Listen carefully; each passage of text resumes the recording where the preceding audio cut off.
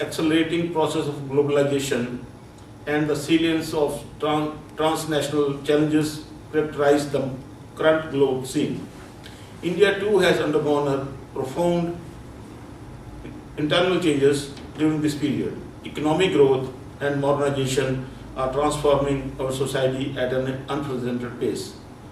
The impact of technology is being increasingly felt.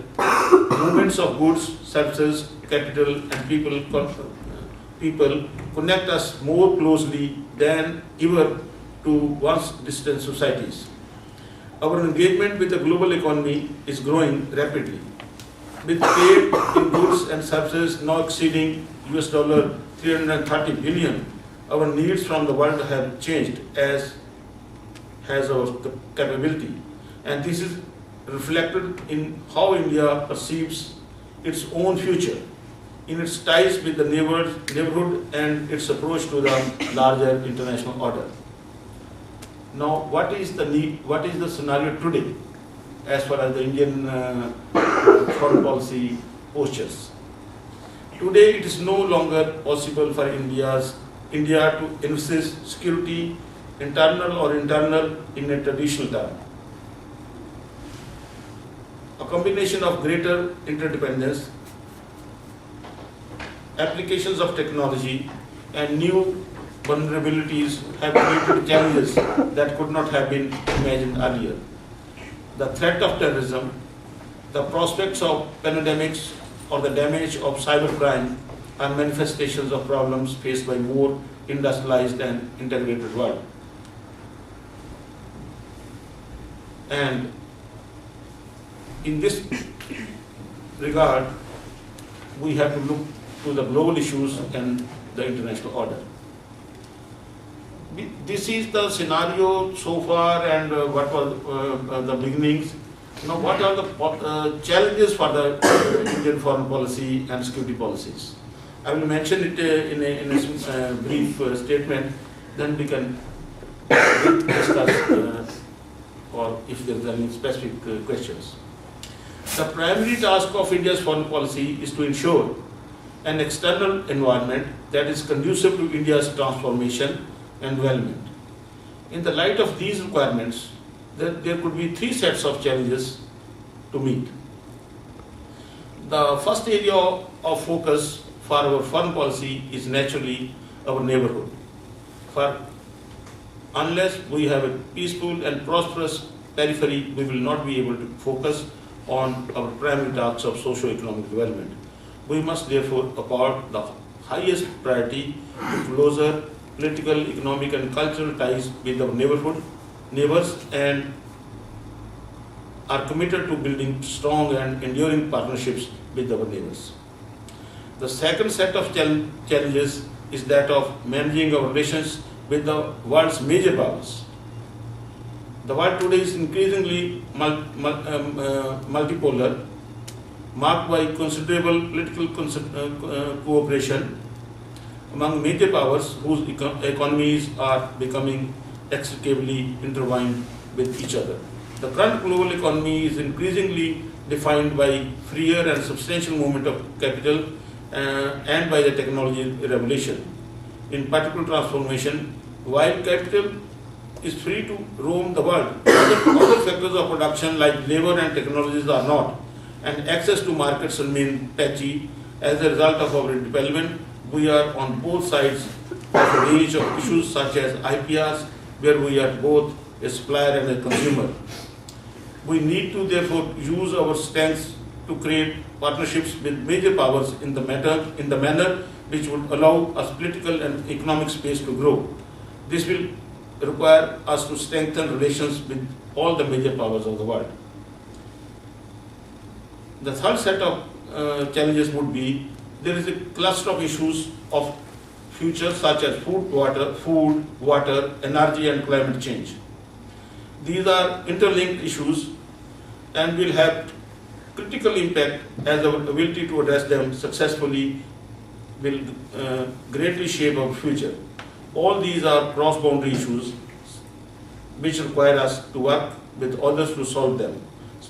Some, like water and food control and energy issues, energy have solutions in our immediate or extended neighborhood.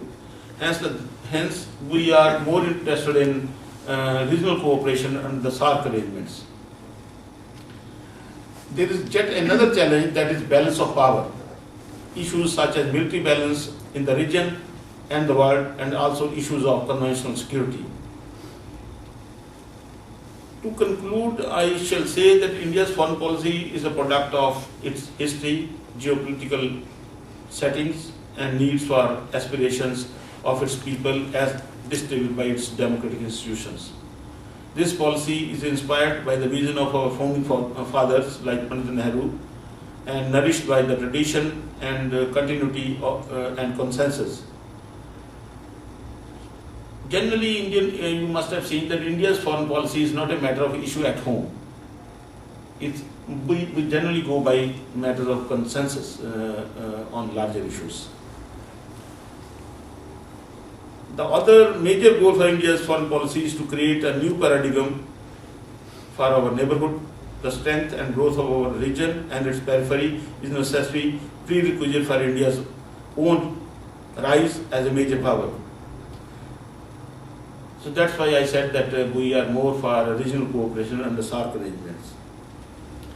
So these are some of the thoughts which I shared with you right from the beginning, and the formulations of India's policy, its evolution. The subject is too vast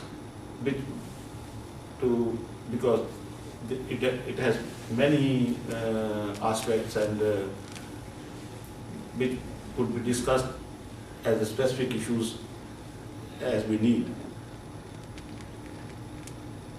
You are all students and followers of foreign policies, policy of India or maybe foreign policy of other countries. In this background, I am available to sit with you and discuss with you if there is anything which we can talk about with a view to educate myself. So on that note, I think we'll start open for questions. Yes, sir. Shortly after one of the conflicts between Kashmir and Pakistan, Pakistan and India over Kashmir, the UN brokered a ceasefire. And part of that ceasefire agreement was that Pakistan and India would hold a referendum within Kashmir for the inhabitants to choose which nation they would accede to. And that was decades ago, I think it was the 60s, and there's been no progress on that referendum since. And I just like to inquire about the Indian government's position on that particular aspect of the ceasefire. Yes, it's a very good question. Generally, people, those who are not very closely following the policy, remains,